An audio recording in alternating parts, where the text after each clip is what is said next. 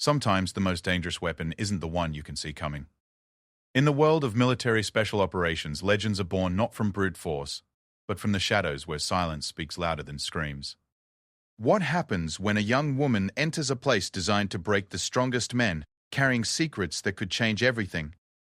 What happens when those who think they know warfare discover they've been training alongside someone who has already mastered it in ways they never imagined? This is the story of Sarah Chen, a 22-year-old recruit who walked into Fort Bragg's most brutal training program with nothing but a worn duffel bag and eyes that held secrets deeper than any drill sergeant suspected. While her fellow recruits struggled with basic combat techniques, Sarah carried the weight of something far more dangerous, a past that had forged her in fires they couldn't comprehend, and skills that would soon reveal themselves in ways that would shake the very foundation of military hierarchy. In a world where respect is earned through sweat, blood, and unbreakable will, Sarah was about to discover that sometimes the greatest battles are fought not against the enemy in front of you, but against the assumptions of those who think they already know who you are. And sometimes, the most powerful moment comes not when you prove them wrong, but when someone who truly matters whispers the truth that changes everything. The morning sun cast long shadows across the parade ground at Fort Bragg. As Sarah Chen stepped off the transport bus, her worn canvas duffel bag slung over one shoulder. Around her, dozens of other recruits shuffled nervously, their eyes wide with a mixture of excitement and terror that comes with entering one of the military's most demanding training programs. Sarah moved differently than the others, her steps measured and purposeful, as if she was walking through a familiar neighborhood rather than stepping into what many considered a crucible, designed to break the human spirit. Drill Sergeant Martinez stood at attention near the barracks entrance, his chest decorated with ribbons that told stories of battles fought in distant lands. His voice cut through the morning air like a blade as he began his welcoming speech, though welcome was hardly the word anyone would use to describe the verbal assault that followed. Sarah listened with the same calm expression she maintained while watching her fellow recruits flinch at every barked command. "You maggots think you're ready to serve your country?" Martinez's voice echoed off the concrete buildings. "You think because you did well in basic training, you're somehow special? Let me tell you something. This program has a 90% washout rate, and I personally guarantee that most of you will be crying for your mothers before the week is over." Sarah noticed how the other recruits shifted uncomfortably, their confidence already beginning to crack under the weight of Martinez's words. She remained still, her dark eyes taking in every detail of their surroundings. The layout of the buildings, the positioning of the guard posts, the rhythm of the patrols. All of it registered in her mind with the automatic precision of someone who had learned long ago that survival often depended on such observations. Among her fellow recruits, 3 individuals stood out. Marcus Thompson, a former college football player whose muscular frame suggested he was used to physical challenges. Jennifer Walsh, a sharp-eyed woman from Boston whose military bearing indicated previous service experience. And David Park, whose quiet intensity reminded Sarah of someone who had already seen more than most people his age should have. As they were marched to their quarters, Sarah found herself assigned to a bunk near the window. She methodically unpacked her few possessions, each item placed with deliberate care. Her movements caught the attention of Walsh, who had claimed the bunk across from hers. "You're awfully calm for someone about to enter Hell Week," Walsh observed, her Boston accent thick with curiosity. "Most people are either excited or terrified. You look like you're checking into a hotel." Sarah looked up, offering a slight smile that didn't quite reach her eyes. "I figure there's no point in getting worked up about something before it happens. We'll find out soon enough what we're dealing with." Thompson, who had been struggling to fit his oversized clothing into a regulation locker, turned toward them. "Easy for you to say. You probably weigh what, 110 pounds soaking wet? Some of us have actual expectations to live up to." The comment hung in the air like a challenge, and Sarah could feel the attention of several nearby recruits shifting toward their conversation. She continued folding a simple grey t-shirt, her movements unchanged by Thompson's words. "Weight doesn't determine strength," she replied quietly, "and assumptions usually say more about the person making them than the person they're aimed at." Before Thompson could respond, the sharp blast of a whistle cut through their conversation. Drill Sergeant Martinez appeared in the doorway, his presence immediately transforming the relaxed atmosphere into one of tense attention. "You have exactly 30 seconds to get your sorry hides outside and in formation," he announced. "And if I hear one more word of chatter, you'll all be doing push-ups until the sun goes down." The recruits scrambled toward the door, their previous conversations forgotten in the rush to avoid Martinez's wrath. Sarah moved with the group but without their panic, reaching the formation area with time to spare while others were still stumbling into position. The first day's training began with what Martinez called basic assessment. This involved a series of physical and mental challenges designed to establish baseline capabilities and identify potential weaknesses. Sarah watched as her fellow recruits tackled obstacle courses, marksmanship tests, and strategic planning exercises with varying degrees of success. When her turn came for the obstacle course, she approached the starting line with the same calm demeanor she had maintained since arrival. The course itself was an intimidating collection of walls, ropes, trenches, and barriers that had been designed to test every aspect of physical fitness and mental determination. "Chen," Martinez called out, consulting his clipboard. "You're up. Let's see what you've got." Sarah nodded and took her position. At the signal, she began moving through the course with a fluid efficiency that immediately caught the attention of everyone watching. Where other recruits had struggled and fought against each obstacle, Sarah seemed to flow around and over them, with an economy of movement that spoke of extensive training. She scaled the 12-foot wall without using the provided rope, her fingers finding holds that others had missed entirely. At the rope climb, she moved upward with a steady rhythm that never seemed to strain her slight frame. The balance beam that had caused several recruits to fall was crossed with the confident steps of someone who had performed far more difficult feats. But it was at the final obstacle that Sarah's true capabilities became apparent. The kill house was a mock urban environment filled with targets that popped up at random intervals. Recruits were armed with laser tag equipment and tasked with neutralizing threats while avoiding civilian targets. Most participants approached it like a video game, moving cautiously and taking their time to line up shots. Sarah entered the structure and seemed to disappear. The observers outside could track her progress only by the rapid succession of successful target hits that registered on the monitoring equipment. She moved through the maze-like interior with a speed and precision that defied explanation, engaging targets that other recruits hadn't even noticed while maintaining perfect accuracy. When she emerged from the structure 90 seconds later, the silence that greeted her was profound. Her time was not only the best of the day, but according to the range instructor who checked the equipment twice, it was the third best time ever recorded on that particular course. Martinez stared at his stopwatch, then at Sarah, then back at his stopwatch. "Run it again," he ordered. Sarah's second run was 8 seconds faster than her first. That evening, as the recruits sat in the mess hall picking at their regulation dinners, the conversation inevitably turned to Sarah's performance. Thompson, his earlier bravado significantly dampened, struggled to reconcile what he had witnessed with his preconceived notions. "Where did you train before this?" Walsh asked directly, her curiosity now mixed with professional respect. Sarah looked up from her meal, considering her response carefully. "Different places. I've been preparing for this for a long time." Park, who had been quietly observing the conversation, leaned forward slightly. "That wasn't normal training. I've seen Special Forces veterans who couldn't move through that course the way you did. What's your background?" The question hung in the air, and Sarah could feel the weight of multiple conversations stopping as other recruits strained to hear her answer. She was saved from responding by the appearance of a figure most of them hadn't seen before. Colonel James Harrison was a man whose presence changed the atmosphere of any room he entered. Tall and lean, with silver hair and eyes that seemed to take in everything at once, he moved through the mess hall with the confident bearing of someone accustomed to command. What made his appearance unusual was that officers of his rank rarely interacted directly with recruits during training. He stopped at Sarah's table, and she immediately stood at attention. The other recruits followed suit, though their movements were less crisp and automatic than hers. "At ease," Harrison said, his voice carrying the quiet authority that comes from years of leadership. His eyes remained focused on Sarah. "Chen, isn't it?" "Yes, sir. Walk with me." It wasn't a request, and Sarah fell into step beside the colonel as they left the mess hall.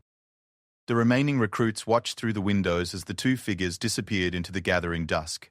Their conversation too distant to overhear, but their body language suggesting a familiarity that raised even more questions about Sarah's mysterious background. Outside, Harrison led Sarah to a small courtyard area away from the main training grounds. For several moments they walked in silence, the only sounds coming from the distant activities of the base, settling into its evening routine. "Your performance today was remarkable," Harrison finally said. "But I suspect you already know that." Sarah maintained her attention forward, her expression neutral. "I did my best, sir." Harrison stopped walking and turned to face her directly. In the fading light, his expression was unreadable but not unkind.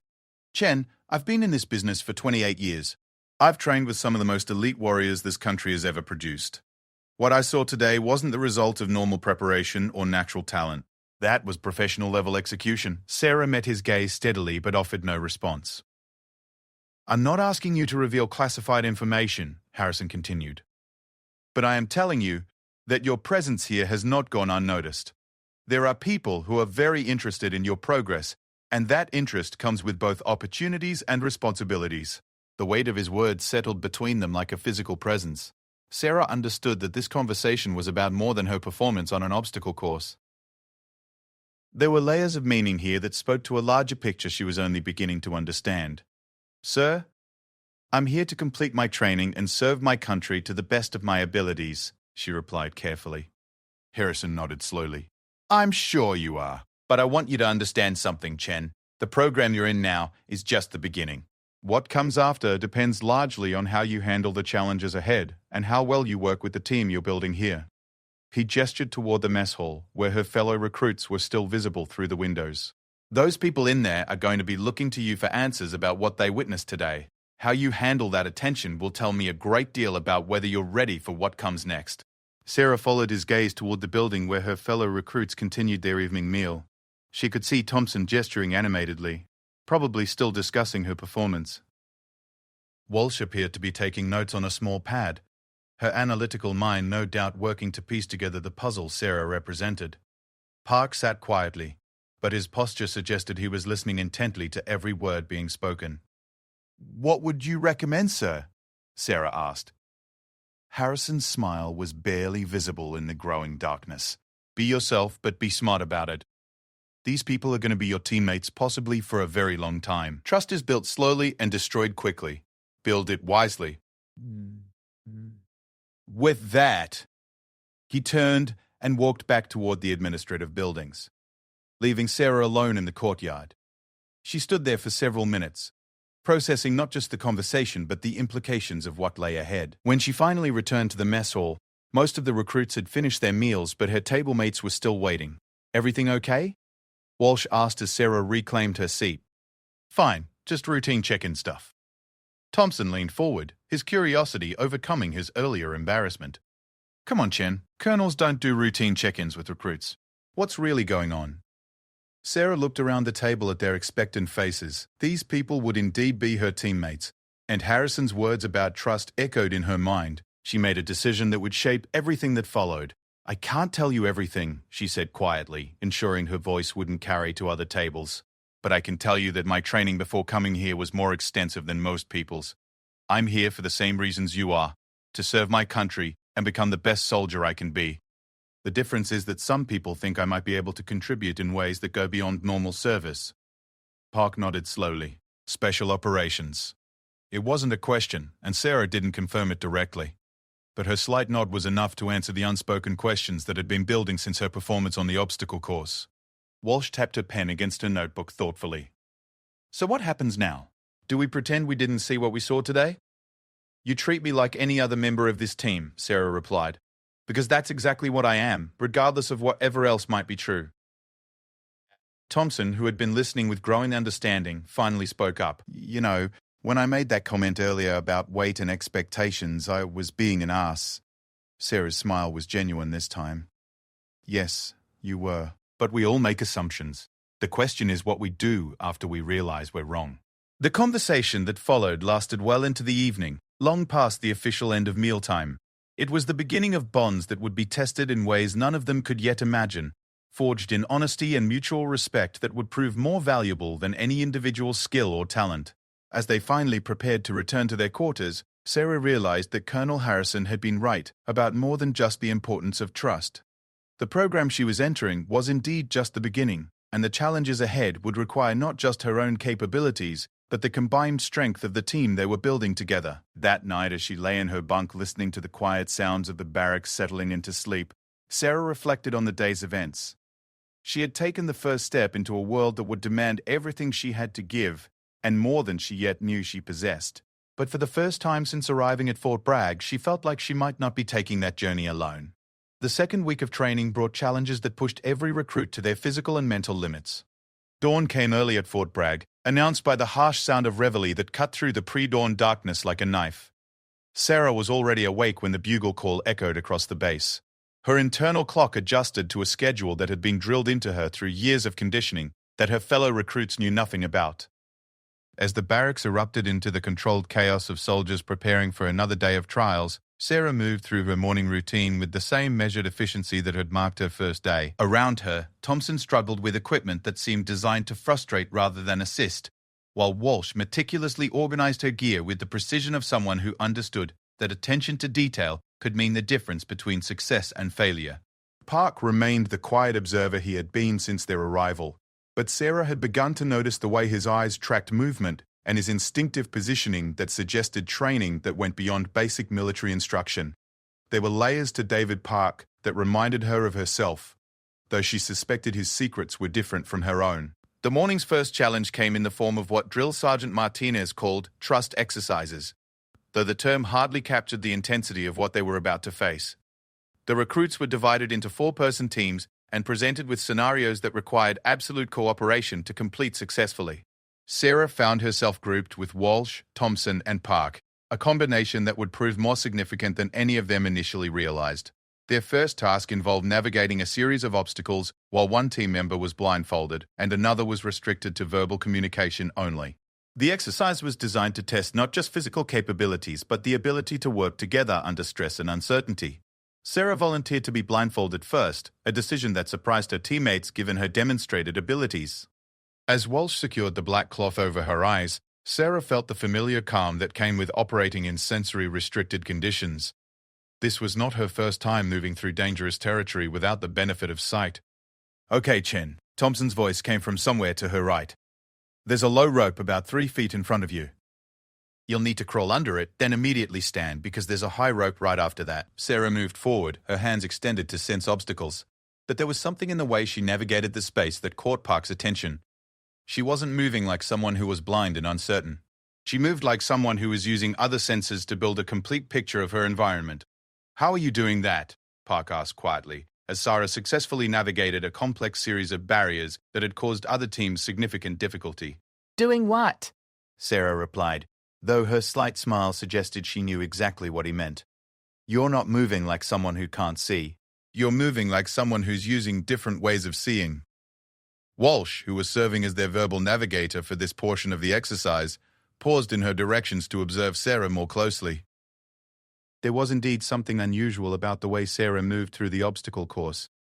Her steps were confident, her hand movements economical and purposeful, as if she was reading the environment through senses the rest of them barely understood how to use. When it was Thompson's turn to be blindfolded, the difference became even more apparent. Despite having 3 people providing verbal guidance, he moved hesitantly, his large frame struggling with obstacles that Sarah had navigated with apparent ease. His frustration was evident in his voice as he called for more specific directions. "This is impossible," Thompson muttered after the 3rd time he had walked into a barrier that his teammates had warned him about. "How is anyone supposed to do this without being able to see?" "You adapt," Sarah replied simply. "You learn to use what you have instead of focusing on what you don't." Park, who was currently restricted to verbal communication only, studied Sarah's face as she spoke. "That sounds like experience talking." Sarah's expression remained neutral, but there was a moment of consideration before she responded. "Everyone has to deal with limitations at some point. The question is whether you let them define what's possible or find ways to work around them." The morning's exercises continued with increasingly complex scenarios. Teams were required to move through simulated combat zones while carrying wounded teammates, navigate obstacle courses while maintaining communication with distant command posts, and solve tactical problems while under time pressure that left little room for extended discussion. Throughout each challenge, Sarah's performance remained consistently exceptional, but what began to set her apart was not just her individual capabilities, but the way she elevated the performance of her entire team. When Thompson struggled with rope climbing, Sarah positioned herself to provide subtle assistance that allowed him to maintain his dignity while completing the task. When Walsh became flustered during a time navigation exercise, Sarah's calm directions helped her regain focus and find the solution. It was during the afternoon's war games that the true nature of Sarah's background began to reveal itself in ways that could not be easily explained or dismissed. The exercise involved a simulated urban combat scenario, where teams of recruits were tasked with securing a mock village while avoiding civilian casualties and neutralizing threats that appeared at random intervals. Most teams approached the exercise with the methodical caution they had been taught in their basic training, moving slowly through the artificial streets while maintaining formation and communication protocols.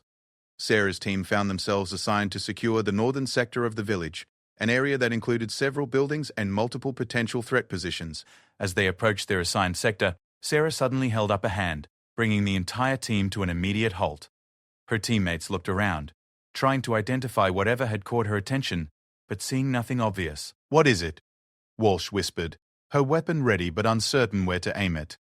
Sarah's eyes scanned the buildings ahead of them with an intensity that seemed to penetrate beyond what was visible on the surface. "Third building on the right, second floor window. There's someone there." Thompson followed her gaze, squinting at the window she had indicated. "I don't see anything." "Trust me," Sarah said quietly, her voice carrying an authority that had not been there during their previous exercises. Park, who had been watching Sarah's behavior with growing recognition, nodded slowly. "What do you want us to do?" "Park, take position behind that concrete barrier on the left. Thompson, you and Walsh circle around to the back of the building. Give me 3 minutes, then create a distraction at the rear entrance." Walsh hesitated. "Chen, we're supposed to work as a team. You can't just go off on your own." Sarah was already moving, her body low, and her movements flowing with a grace that seemed to make her nearly invisible against the backdrop of the mock village. "I'll be back," she called softly over her shoulder. What happened next unfolded with a speed and precision that left Sarah's teammates struggling to process what they were witnessing. Sarah approached the building she had identified through a route that seemed to take her through impossible spaces, using shadows and obstacles for cover in ways that made her progress nearly impossible to track. Within 2 minutes, she had reached the building and disappeared inside. Her teammates could hear the sounds of rapid movement and what appeared to be a brief scuffle, followed by silence. When Sarah emerged from the building a minute later, she was accompanied by one of the exercise supervisors, a sergeant who wore the expression of someone who had just experienced something completely unexpected. "Target neutralized," Sarah reported, as she rejoined her team, her breathing barely elevated despite the exertion of whatever had taken place inside the building. The sergeant who had accompanied her out of the building looked at the group with a mixture of confusion and respect. "I've been running these exercises for 6 years," he told them.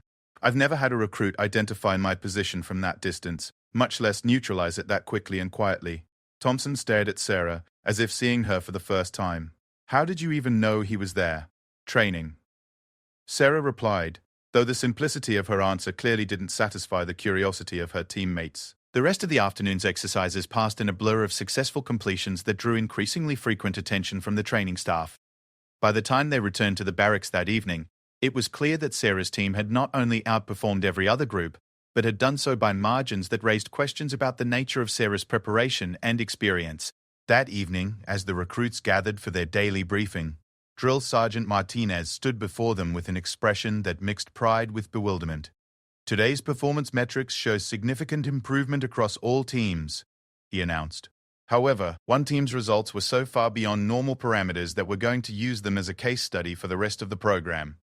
Sarah felt the weight of dozens of eyes turning toward her and her teammates. The attention was exactly what she had hoped to avoid, but the performance level required to help her team succeed had made anonymity impossible. "Team 4, Martinez continued, consulting his notes, completed every assigned task in record time while maintaining perfect safety protocols and tactical awareness.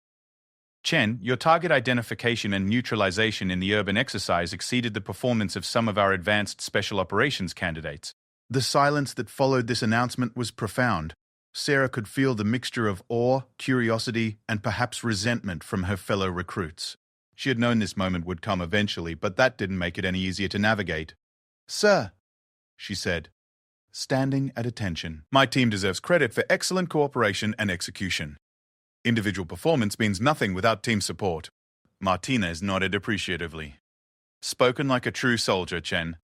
But individual excellence that elevates team performance is exactly what we're looking for in this program." That night, as Sarah's team gathered for what had become their evening discussion session, the conversation took on a more serious tone than their previous casual exchanges. "Okay," Walsh said, settling onto a bunk with a notebook that had become considerably thicker over the past week. "I think it's time for some straight answers. What we saw today wasn't the result of normal military training, no matter how extensive. Park, who had been unusually quiet during the evening meal, leaned forward in his chair. The way you moved through that village, the target identification, the speed and precision of everything you did, that was professional level execution, special forces level. Thompson, his earlier competitiveness replaced by genuine respect, nodded in agreement. Chen, I don't care what the official story is. I know talent when I see it, and what you displayed today goes way beyond talent. That was training and experience that takes years to develop. Sarah looked around at the three faces watching her expectantly. These people had become more than teammates over the past week. They had become friends whose trust and respect meant something to her. The decision she made in that moment would affect not just their relationship, but potentially the entire trajectory of their shared future. You're right, she said finally. My training before coming here was more than just extensive, it was specialized. Walsh leaned forward. Specialized how? Sarah was quiet for a long moment, weighing her words carefully. I can't give you details about specific programs or operations. But I can tell you that I've been preparing for service like this since I was 16 years old, and that preparation involved training with some of the most elite units in our military. Park's expression shifted as pieces of a puzzle began falling into place. You're already Special Forces, aren't you? This whole recruit program is just a cover for something else. I'm not Special Forces, Sarah replied honestly. But you're not wrong about this being more than it appears to be. Thompson shook his head in amazement. So what are we then? Are we all here for some special program, or are you the only one with a secret mission? Sarah's smile was rueful. I don't think any of us are here by accident. The question is what we do with whatever opportunities we're being given. The conversation that followed lasted well into the night, touching on ambitions, fears, and the growing sense that they were all part of something larger than a simple military training program. By the time they finally settled into sleep, the four of them had forged a bond that went beyond mere friendship or professional cooperation. But Sarah lay awake long after the others had fallen asleep, staring at the ceiling and thinking about the attention her performance was drawing. Tomorrow would bring new challenges, and with them, new opportunities to either blend into the background or stand out in ways that might force her to reveal more than she was ready to share. In the darkness, she could hear the quiet sounds of the base settling into its nighttime routine. Guard patrols moving through their routes, the distant hum of communications equipment, the subtle noises that marked a military installation that never truly slept. These sounds had become as familiar to her as her own heartbeat, but tonight, they carried with them the weight of decisions that lay ahead. The training program was supposed to last 8 more weeks, but Sarah was beginning to suspect that her real education was just beginning. Whatever Colonel Harrison had meant about opportunities and responsibilities, she had a feeling she would find out soon enough. And when that moment came, the bonds she was building with her teammates might prove to be the most valuable preparation of all. The third week of training brought an unexpected shift in the program's structure. Instead of the standardized exercises that had marked their first 2 weeks, the recruits found themselves facing scenarios that seemed tailored to their individual capabilities and weaknesses. It was as if the training staff had been studying each recruit carefully and was now preparing customized challenges designed to push them beyond their comfort zones. For Sarah, this meant exercises that seemed specifically designed to test not just her physical abilities, but her capacity for leadership under increasingly complex and stressful situations. The shift was subtle, but unmistakable, and it confirmed her growing suspicion that this training program was serving multiple purposes beyond simple soldier development. The morning began with what Martinez announced as adaptive response training. Teams were given incomplete information about objectives that would change without warning, requiring them to adjust their strategies in real time while maintaining effectiveness and cohesion. It was the kind of challenge that separated soldiers who could follow orders from those who could think independently while maintaining team integrity. Sarah's team found themselves assigned to a scenario that involved securing a facility while protecting civilian personnel whose location and number were unknown. The only information they received was a basic floor plan and the knowledge that hostile forces were present but could be anywhere within the structure. This is designed to test decision-making under uncertainty, Walsh observed as they studied the limited intelligence they had been provided. They want to see how we handle situations where we can't plan everything in advance. Park nodded, his tactical mind already working through possibilities. The key is going to be staying flexible while maintaining enough structure to respond effectively to whatever we encounter. Thompson, who had grown significantly in confidence over the past weeks, pointed to a section of the floor plan. If we split into pairs, we can cover more ground while still maintaining mutual support. But we'll need some kind of communication system to coordinate. Sarah listened to her teammates' analysis while studying the floor plan with the intensity of someone reading a language others couldn't quite comprehend. There were aspects of the layout that suggested this was more than a simple training exercise, details that spoke to her experience with real-world operations. "There's something else," she said quietly, tracing a pattern on the floor plan with her finger. "This layout matches a specific type of facility. The room sizes, the corridor widths, the placement of what they're calling emergency exits. This is designed to simulate a research installation or data center."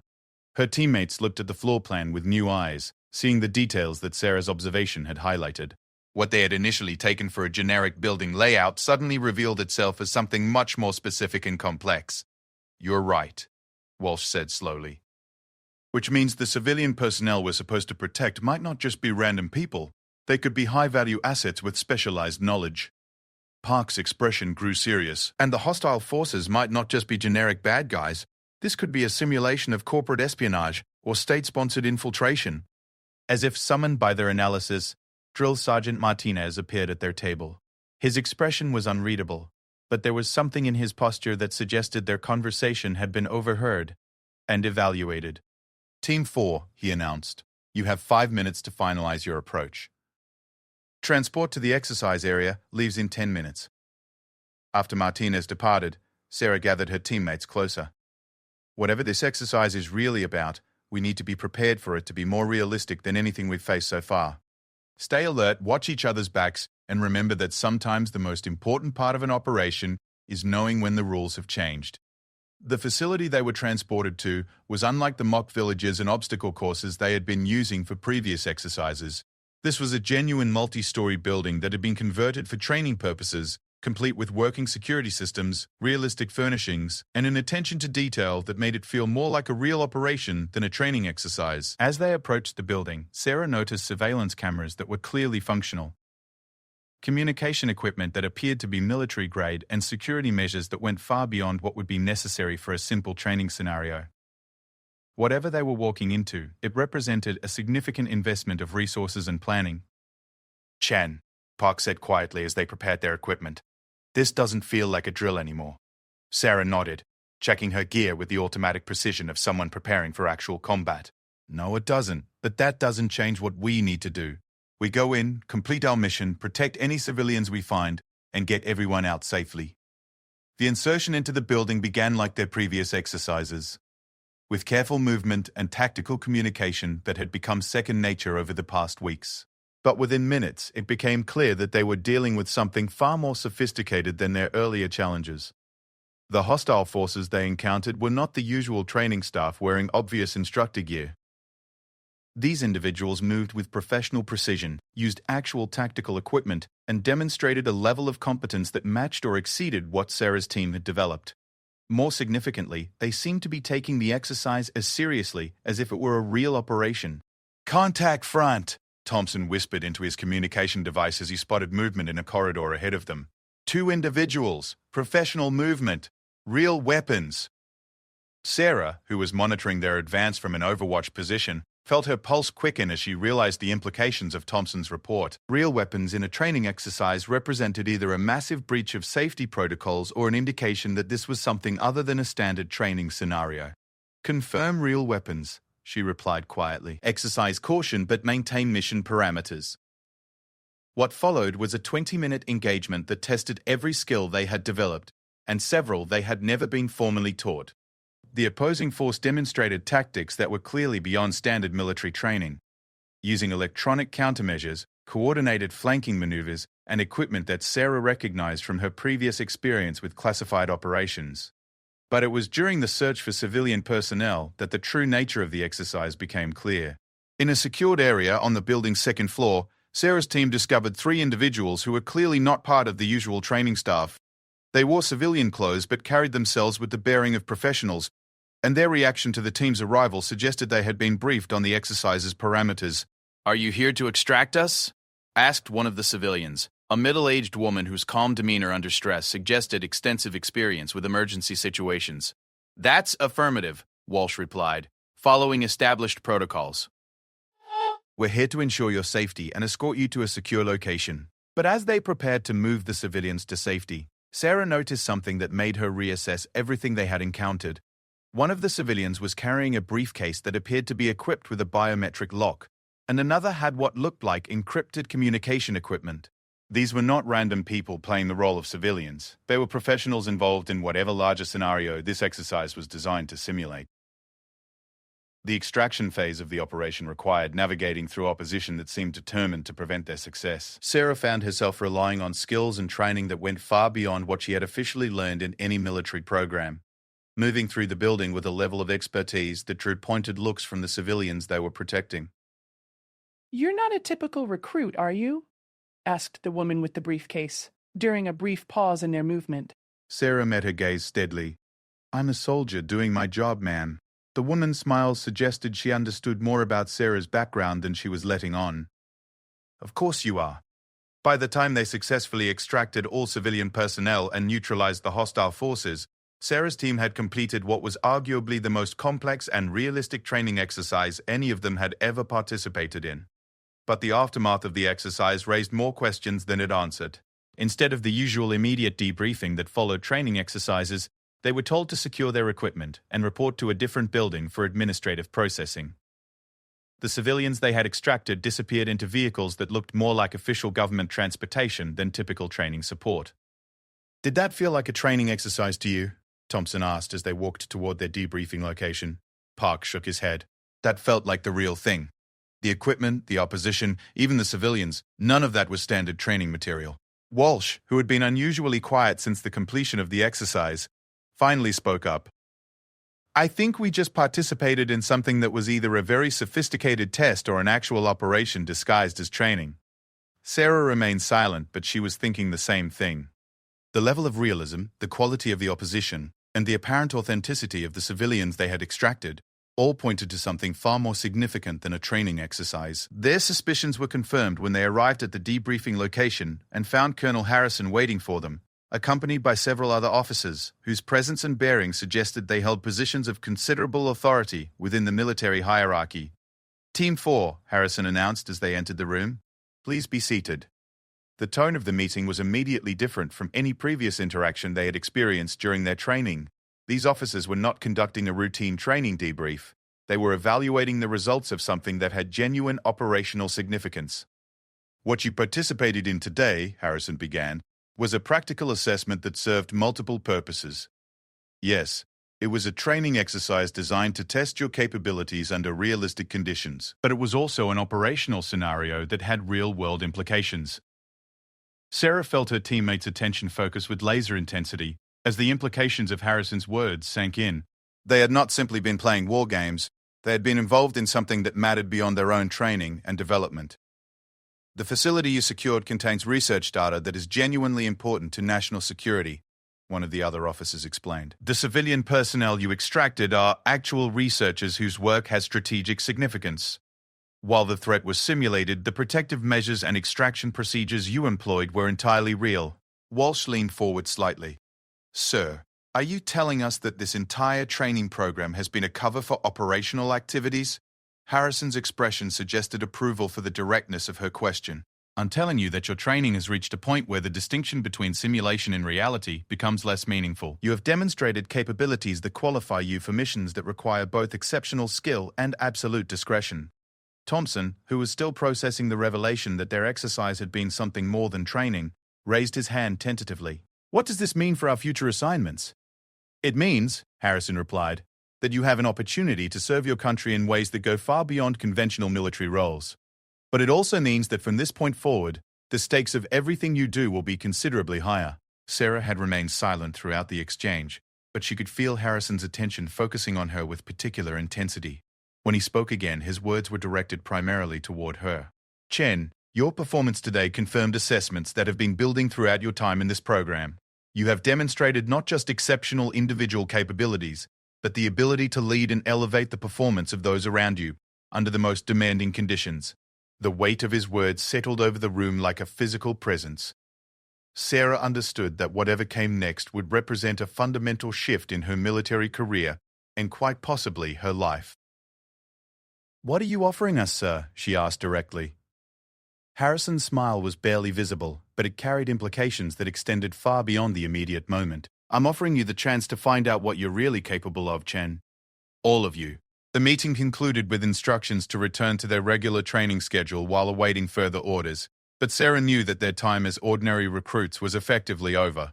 Whatever lay ahead would test not just their abilities, but their commitment to something larger than themselves. That evening, as her team processed what they had learned, the conversation was markedly different from their previous discussions. They were no longer speculating about their future. They were preparing for a reality that none of them had fully anticipated when they first arrived at Fort Bragg. "So what do we do now?" Thompson asked, his voice carrying a seriousness that had not been there in previous weeks. Sarah looked around at the three people who had become not just her teammates, but her trusted friends. "We do what soldiers do," she replied. "We prepare for whatever comes next and we make sure we're ready to serve our country when we're called upon." But privately, Sarah knew that their real journey was just beginning. The training program had been preparation for something larger, and now that preparation was about to be put to the test in ways that would challenge everything they thought they knew about themselves and their capabilities. The fourth week brought changes that transformed not just the nature of their training, but the very environment in which they operated. Sarah and her team were moved from the standard recruit barracks to a secure facility that required special clearance to enter. The message was clear: they were no longer part of the regular training program, but something far more specialized and consequential. Their new quarters reflected this shift in status.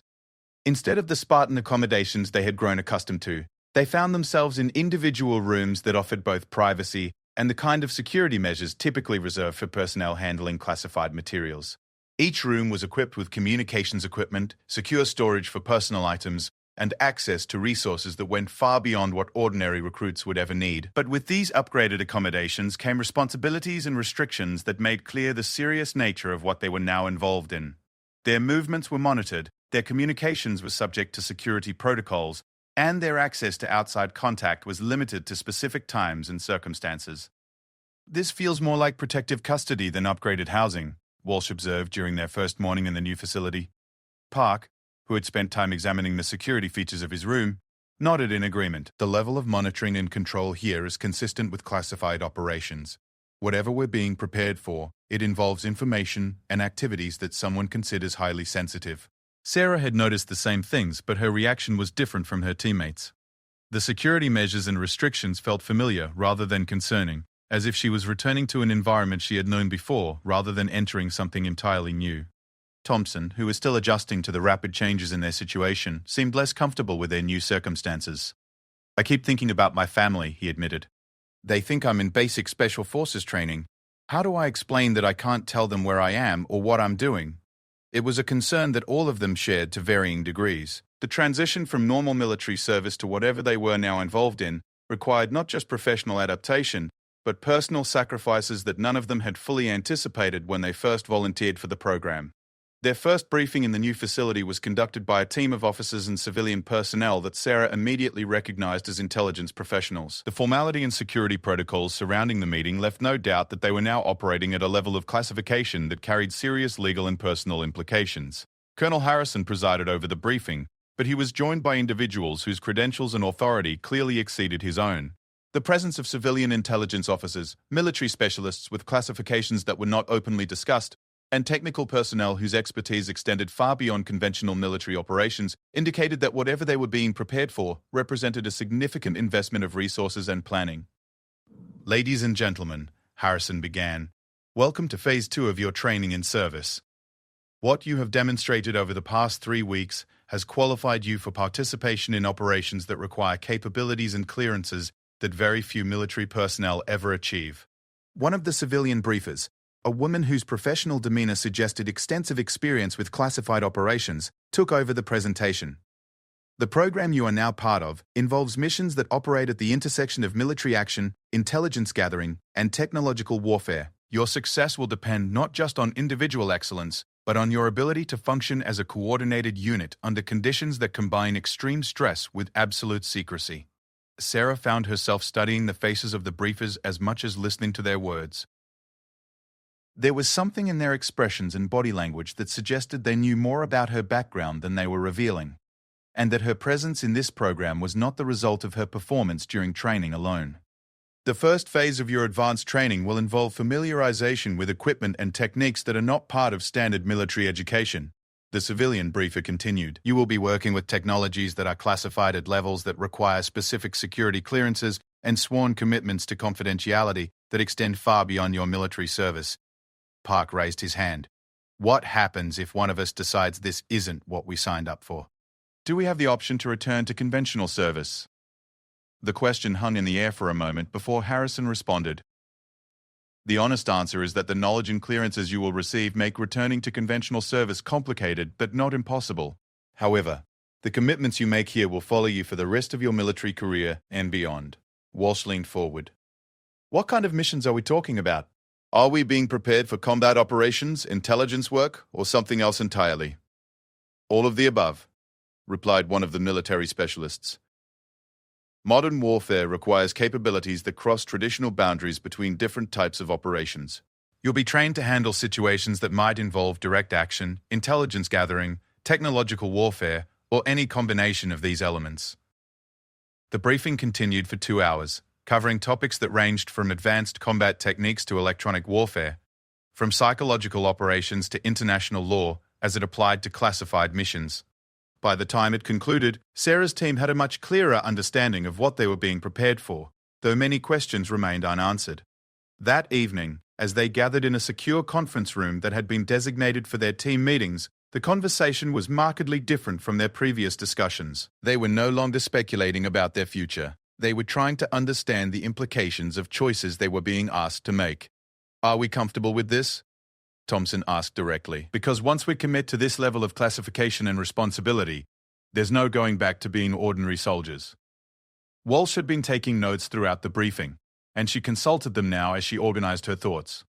The opportunities they're describing are incredible. The chance to serve at this level, to be involved in operations that could have genuine strategic importance, it's what I always hoped military service could offer.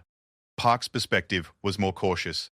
The opportunities are real, but so are the risks. Once we're involved in operations at this level of classification, we become permanent security concerns. Our personal lives, our families, our future career options, everything becomes subject to oversight and restriction. Sarah listened to her teammates' concerns while processing her own complicated relationship with what was being offered. For her, the transition to classified operations felt less like entering unknown territory and more like acknowledging realities that had already been part of her life for years. What we're being offered, she said finally, is the chance to serve our country in ways that most people never get to experience. But Park is right about the costs. Once we cross this line, we take on responsibilities and restrictions that will affect every aspect of our lives. The discussion continued well into the night, touching on personal values, professional ambitions, and the weight of serving something larger than themselves. By morning, all 14 members had reached the same conclusion.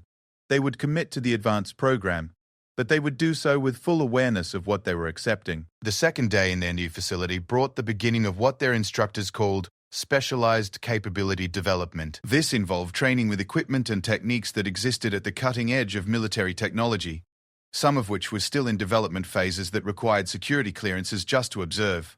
Sarah's first introduction to this advanced training involved weapons systems that incorporated artificial intelligence, communication equipment that could operate through electronic warfare, environments that would disable conventional systems, and surveillance technology that seemed to belong more in science fiction than military reality. But it was during a demonstration of advanced infiltration techniques that Sarah's true background finally became impossible to conceal. The instructor, a Special Forces veteran with decades of experience in classified operations, was demonstrating methods for bypassing electronic security systems when Sarah quietly pointed out a vulnerability in his approach. The technique you're showing works against systems that are 5 years old, she observed. But current installations use adaptive algorithms that would detect that approach within seconds. The instructor paused, studying Sarah with new attention. You sound like you have experience with current systems. Sarah realized she had revealed more than she intended, but the moment had passed the point where evasion was possible. Yes, sir. I do. The silence that followed was pregnant with implications. Her teammates, who had grown accustomed to Sarah's exceptional capabilities but had never questioned their source this directly, now understood that her background went far beyond anything they had imagined. Chen, the instructor said carefully, what's your actual background? Because what you just demonstrated isn't knowledge that comes from standard military training. Sarah looked around at her teammates, seeing in their faces a mixture of curiosity, concern, and perhaps a degree of betrayal. She had always known this moment would come, but that didn't make it any easier to navigate. "I've been involved in classified operations since I was 18, she said quietly. "The training program you know me from wasn't my first assignment. It was part of preparation for a specific mission that required integration with a team that had developed through conventional channels." Thompson stared at her as if seeing a stranger. "You mean you've been undercover this entire time? Everything we've been through together, all the training, the team building, it was all part of some kind of operation?" "No," Sarah replied firmly. "The team we've built, the relationships we've developed, the trust we've established, that's all real. But it's true that my presence here was part of a larger plan that I couldn't discuss until now." Walsh, ever analytical, was already working through the implications. "So, our selection for this advanced program wasn't based on our performance during training. We were identified beforehand as candidates for whatever this real mission is going to be." "Partly," Sarah admitted. "But your performance during training was genuine, and your qualifications for this program are based on your own capabilities, not just your compatibility with my mission requirements."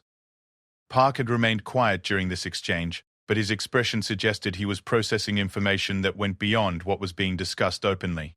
"What exactly is this mission we're being prepared for?" he asked.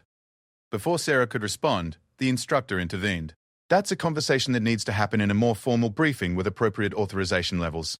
But I can tell you that what you've just learned about Chen's background explains why this team was selected for an operation that requires both exceptional individual capabilities and perfect team coordination." The remainder of that day's training proceeded with a tension that had not existed before. Sarah's teammates were professional enough to continue working together effectively, but the revelation of her true background had introduced questions about trust, honesty, and the nature of their relationships that would need to be addressed before they could move forward as an effective unit. That evening, their team meeting took on the character of a crisis management session. Sarah found herself in the position of explaining not just her background, but the reasons she had not been able to reveal it sooner.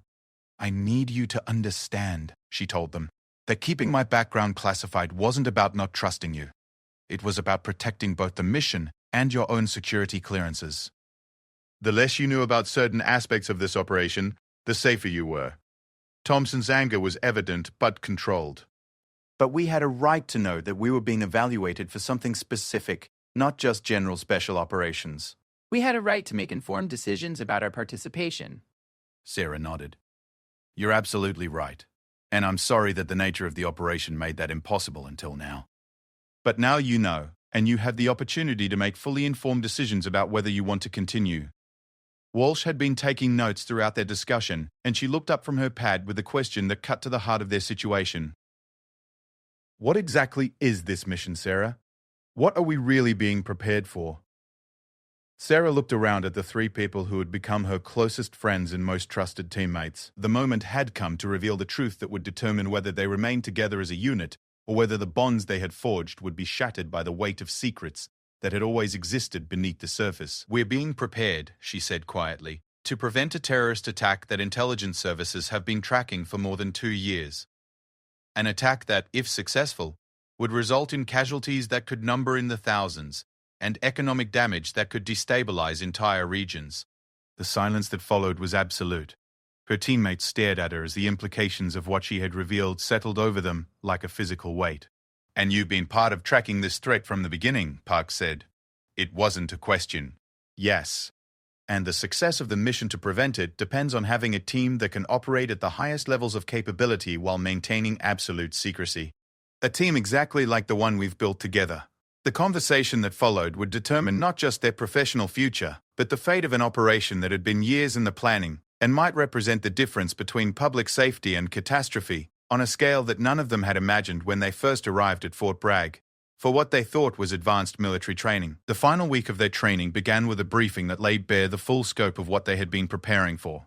Colonel Harrison was joined by representatives from multiple intelligence agencies, senior military leadership, and civilian officials whose presence indicated that the operation they were about to undertake had approval at the highest levels of government. Sarah sat with her teammates in a secure conference room that had been cleared for discussions at classification levels that required special authorization just to enter.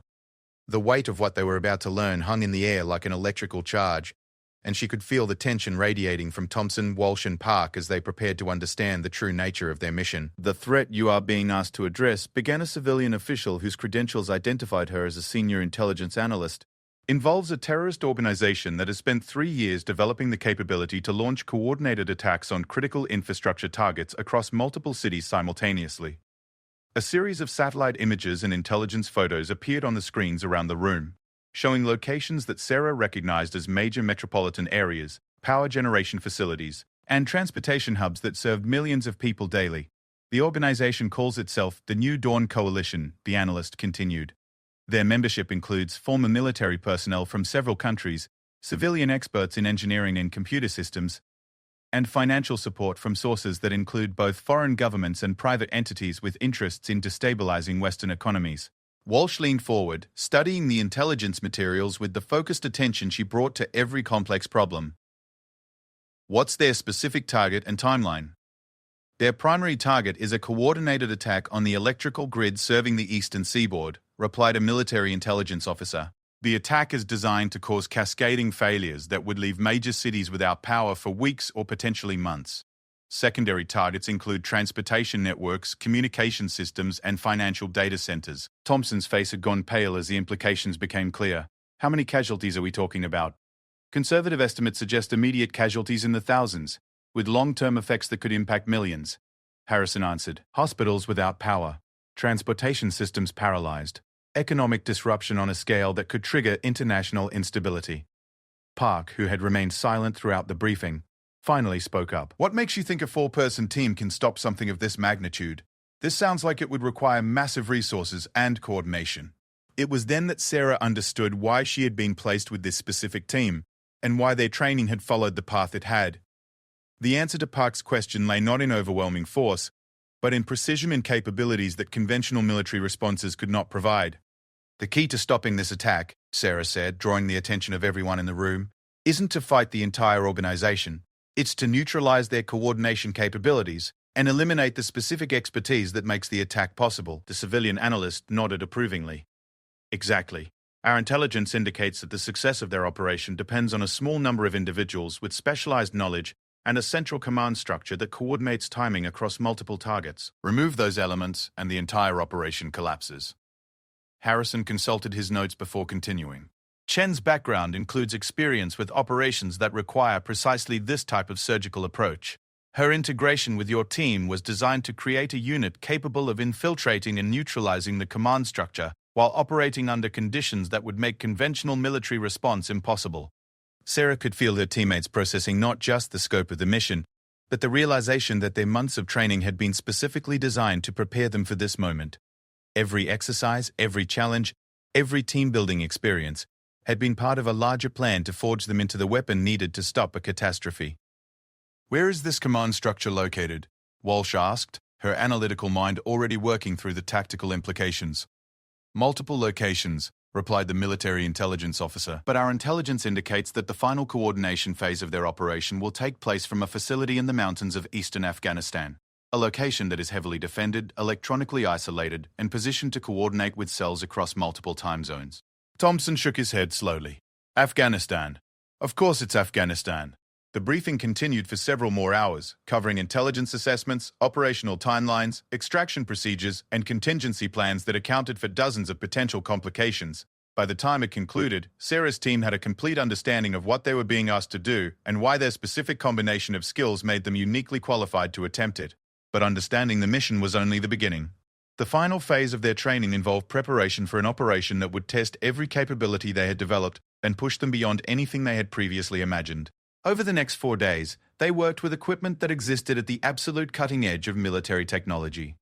Weapon systems that incorporated artificial intelligence to enhance accuracy and reduce collateral damage.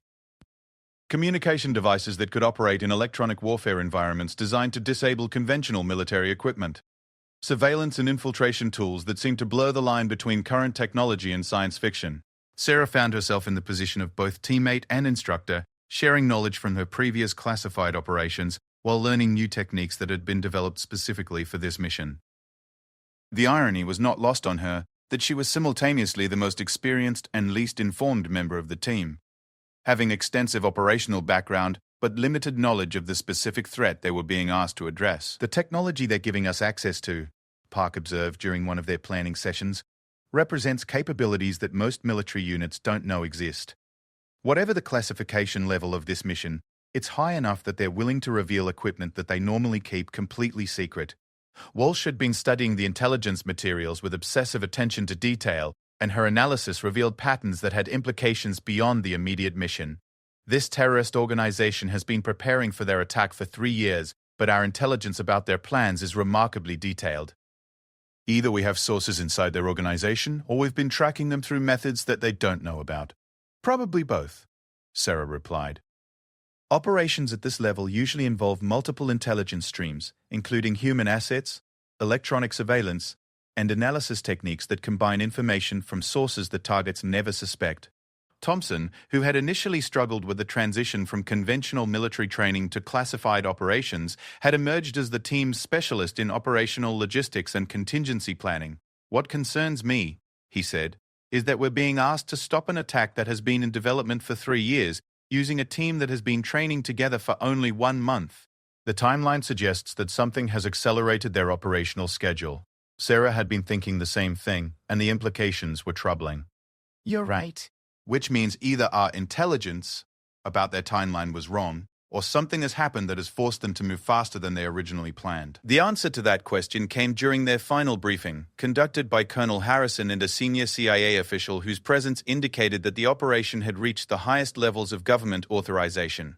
New intelligence received within the past 48 hours, the CIA official announced, indicates that the New Dawn coalition has moved their operational timeline forward by several weeks. They are now planning to launch their attack within the next 10 days. The silence that followed was profound as the implications settled over the room. Their preparation time had been cut short, and they would be deploying for an operation of unprecedented importance with less readiness than anyone had planned for. "Why the acceleration?" Sarah asked. "Our analysts believe they have detected signs of our surveillance and are moving to launch their attack before we can develop effective countermeasures," Harrison replied. "Which means your mission timeline has changed as well. You deploy in 36 hours. The final day and a half of preparation passed in a blur of equipment checks, final briefings, and personal preparations that each team member approached according to their own psychological needs. Thompson spent time writing letters that would be held in secure storage and delivered to his family only if the mission went badly. Walsh reviewed and re-reviewed every piece of intelligence and operational planning until she could recite mission parameters from memory. Park engaged in physical and mental conditioning routines that prepared him for the stress and demands of high-stakes operations. Sarah found herself reflecting on the journey that had brought them to this point. 4 months earlier, she had been a classified operative without a permanent team, preparing for an assignment that she understood only in general terms. Now she was part of a unit that had become more than a professional team. They had become a family whose bond had been forged through shared challenges, mutual trust, and a common commitment to something larger than themselves. On the evening before their deployment, the 4 of them gathered for what might be their final team meeting in the secure facility that had become their home. The conversation was different from their previous discussions, marked by an awareness that everything they had worked toward was about to be put to the ultimate test. "Whatever happens over the next few days," Thompson said, "I want you all to know that training with you has been the most meaningful experience of my military career." Walsh nodded in agreement. "We came into this as strangers from different backgrounds, and we're leaving as a team that can accomplish things that none of us could have imagined individually." Park's contribution was characteristically thoughtful. "The mission we're about to undertake will test everything we've learned and everything we believe about ourselves. But I can't think of 3 people I'd rather face the test with." Sarah looked around at the 3 people who had become her closest friends and most trusted teammates. 4 months ago, I was assigned to work with you because analysts thought our capabilities would complement each other operationally. They were right about that, but they couldn't have predicted what else we would become together." The conversation continued late into the night, touching on hopes, fears, and the weight of responsibility they were accepting by agreeing to attempt something that could affect the safety and security of millions of people. By the time they finally separated to make their individual preparations for deployment, they had reinforced the bonds that would need to sustain them through whatever lay ahead. The next morning brought the final moment of their preparation phase. As they boarded the aircraft that would transport them to their operational area, Sarah felt the familiar combination of anticipation and calm focus that always marked the transition from training to real-world operations. But this time was different. This time she was not operating alone or with a team of strangers brought together for a single mission. This time she was part of something that had been forged through months of shared experience, mutual respect, and a trust that had been tested and proven under the most demanding conditions. As their aircraft lifted off from Fort Bragg and headed toward a destination that would test everything they had learned and everything they believed about themselves, Sarah reflected on the journey that had brought them to this moment. She had entered the training program as an individual operative with exceptional capabilities but limited experience, working as part of a permanent team. She was leaving as part of a unit that represented something new in military operations, a combination of individual excellence and team cohesion that had been specifically designed to address threats that conventional forces could not handle. Whatever awaited them in the mountains of Afghanistan, they would face it together, drawing on capabilities that none of them could have developed alone. The mission that lay ahead would determine not just the success of their operation, but the validation of an entirely new approach to special operations that combined the best elements of individual expertise with the multiplied effectiveness of perfect team coordination. In the cargo hold of a military transport aircraft flying toward one of the most dangerous places on Earth, 4 soldiers prepared to discover whether months of preparation had forged them into the weapon their country needed to prevent a catastrophe that could reshape the geopolitical landscape. Colonel Harrison's words echoed in Sarah's mind as she checked her equipment one final time. Find out what you're really capable of. In less than 24 hours, they would have their answer.